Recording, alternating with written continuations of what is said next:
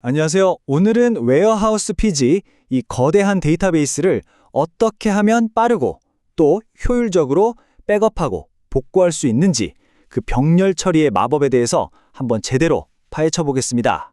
상상이나 해보셨어요? 저기 엄청나게 큰 호수가 있는데 그 물을 글쎄요, 조그만 정원용 호수 하나로 빼내려고 하는 거예요. 어떨까요? 속 터지죠. 시간은 시간대로 걸리고요.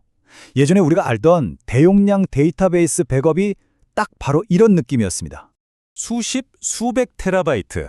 어마어마하죠? 이런 대용량 데이터 웨어하우스에서 가장 큰 골칫거리가 뭐냐면 바로 이 단일 지점 병목 현상이라는 겁니다. 모든 데이터가 딱 하나의 좁은 길로만 지나가려고 하니까 당연히 속도가 느려질 수밖에 없는 거죠. 마치 명절 고속도로 정체처럼요. 자, 이 그림을 딱 보시면 차이가 한눈에 들어오죠. 왼쪽에 있는 이 전통적인 방식, 보세요. 모든 데이터가 저기 코디네이터라고 하는 단 하나의 지점으로 막 몰려들고 있어요. 보기만 해도 답답하죠? 느릴 수밖에 없는 구조예요. 그런데 오른쪽, 이 병렬 백업을 한번 보세요. 시스템의 모든 부분들이 그냥 동시에 각자 자기 할 일을 착착 해내는 겁니다. 와, 훨씬 효율적이겠죠? 그래서 웨어하우스 PG에는 바로 이 병목 현상을 시원하게 해결하기 위해서 특별히 설계된 도구들이 있습니다. 그 주인공이 바로 GP 백업 그리고 GP 리스토어예요. 자, 이 똑똑한 병렬 솔루션이 도대체 어떻게 돌아가는 건지 지금부터 한번 자세히 들여다보겠습니다. 이 톱니바퀴 그림이 정말 기가 막히게 설명을 해주는데요. 보세요. GP 백업 명령이 딱 시작되면 각 세그먼트들이, 그러니까 데이터 조각들이죠. 얘네들이 동시에 백업을 시작해요. 그리고 데이터를 스토리지로 바로 쏴줍니다. 여기서 제일 중요한 포인트, 코디네이터를 거치지 않고 다이렉트로 간다는 거예요. 마치 잘 맞춰진 수많은 톱니바퀴들이 완벽하게 맞물려서 착착 돌아가는 것처럼 말이죠. 와, 이렇게 놀라운 속도와 효율성을 가능하게 만드는 핵심 개념이 뭘까요? 바로 Shared Nothing Parallelism, 우리말로 하면 공유자원 없는 병렬 처리라고 할 수 있겠네요. 이게 뭐냐면 각 노드, 그러니까 컴퓨터 하나하나가 완전히 독립적으로 자급자족하면서 돌아가는 거예요. 그래서 시스템 전체에 걸쳐서 나 먼저 할래 하고 싸우는 지점이 아예 없는 거죠. 그런 분산 컴퓨팅 아키텍처를 말합니다. 자, 그럼 역할 분담은 어떻게 되는지 볼까요? 되게 스마트해요. 코디네이터는 뭐랄까 전체적인 설계도나 명단 같은, 그러니까 DDL이나 역할 같은 메타데이터만 쏙 백업합니다. 그럼 진짜 무거운 데이터는 누가 하느냐? 바로 각 세그먼트들이 동시에 자기 데이터 덩어리를 디스크에 팍팍 쓰는 거죠.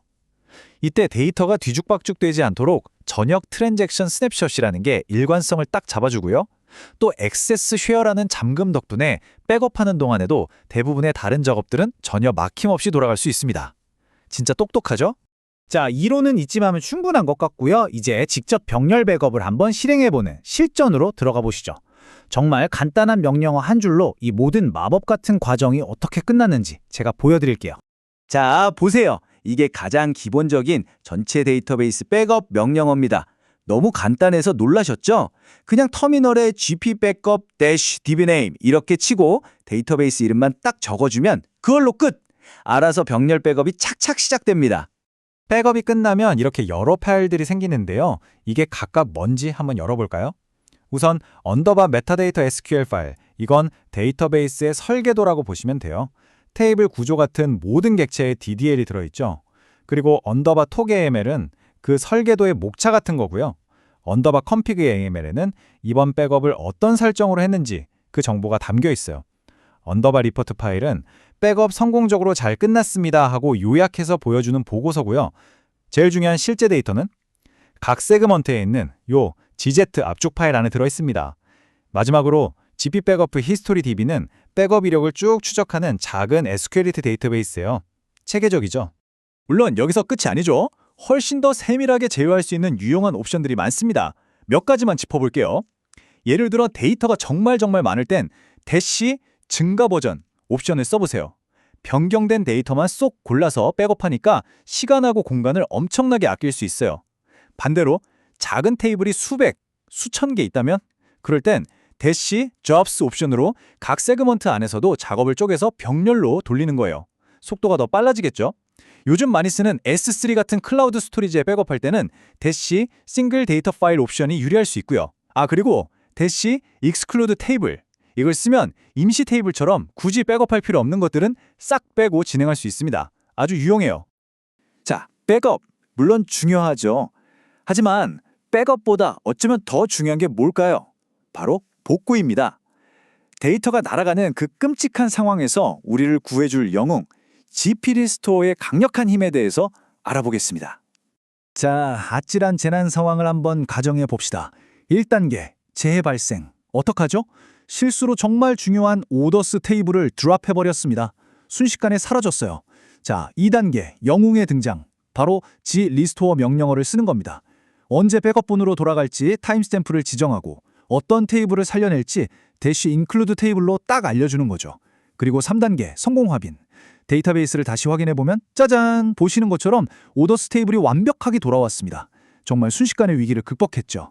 이 그림이 복구 과정을 한눈에 보여주네요. 백업 스토리지에 안전하게 잠자고 있던 데이터가 코디네이터의 지휘 아래 여러 세그먼트로 동시에 병렬로 쫙 전송됩니다. 그리고 마침내 우리 데이터베이스에서 다시 살아나는 거죠. 네, 맞아요. 백업만 병렬이 아니라 복구 역시 병렬로 이루어지기 때문에 이렇게 빠른 겁니다. 상황에 따라 복구 전략도 달라져야겠죠? 자, 선택지가 있습니다. 만약에 데이터베이스 전체가 날아가는 최악의 상황이다? 그럴 땐 dash create db 옵션으로 아예 데이터베이스부터 새로 만들어서 통째로 복구하면 됩니다. 만약 테이블 구조는 멀쩡한데 실수로 데이터만 싹 지웠다면 그럴 땐 dash data only 옵션으로 데이터만 빠르게 슉 채워 넣으면 되고요. 그리고 제일 흔한 경우죠.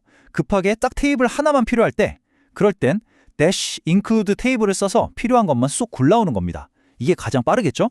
자, 기본적인 내용은 이제 다 아셨을 거예요. 그럼 여기서 한 단계 더 나아가서 내 데이터 보호 전략을 좀 더 최적화하고 싶은 분들을 위해 속도와 정밀도를 확 끌어올리는 고급 전략들을 좀 살펴보겠습니다. 이건 정말 유용한 전문가 팁인데요. 요즘 하드웨어 성능이 워낙 좋아서 Z 스탠다드 같은 최신 압축 기술을 쓰고 병렬 작업 수를 늘려주면 백업 속도를 정말 드라마틱하게 향상시킬 수 있습니다. 화면에 보이는 명령어처럼 대시 drops 옵션이랑 대시 compression type Z 스탠다드를 한번 같이 사용해 보세요. 체감이 확 되실 겁니다. 매번 전체 데이터베이스를 통째로 백업하는 건 좀 비효율적일 수 있어요. 전략적으로 필터링을 쓰는 거죠. 대시 include 스키마나 대시 exclude 스키마 같은 옵션을 써서 정말 중요한 핵심 스키마만 백업하거나 반대로 로그 데이터처럼 굳이 필요 없는 건 제외하는 겁니다. 이렇게 하면 개발이나 테스트 환경을 위한 작고 관리하기 편한 백업 세트를 만들 수도 있고요. 시간 그리고 저장 공간까지 모두 절약하는 현명한 방법이죠. 그리고 이건 자동화 환경을 구축할 때 정말 중요한 그야말로 모범 사례입니다. 백업할 테이블이 수십, 수백 개가 되면 명령어 한 줄에 다 넣기가 어렵잖아요. 글자 수 제한에 걸릴 수도 있고요. 그럴 땐 백업할 테이블 목록을 파일로 만들어서 대시 include 테이블 파일 옵션으로 넘겨주는 겁니다. 이게 가장 깔끔하고 안전한 방법이에요. 자, 마지막으로 이 말을 꼭 기억해 주세요. 여러분의 데이터 보호 수준은 마지막으로 성공한 복구 테스트만큼만 가치가 있습니다. 백업 파일이 쌓여 있는 것만으로는 아무 의미가 없다는 거죠. 여러분, 마지막으로 복구 테스트를 해본 게 언제신가요? 이 질문을 남기면서 오늘 설명은 여기서 마치겠습니다.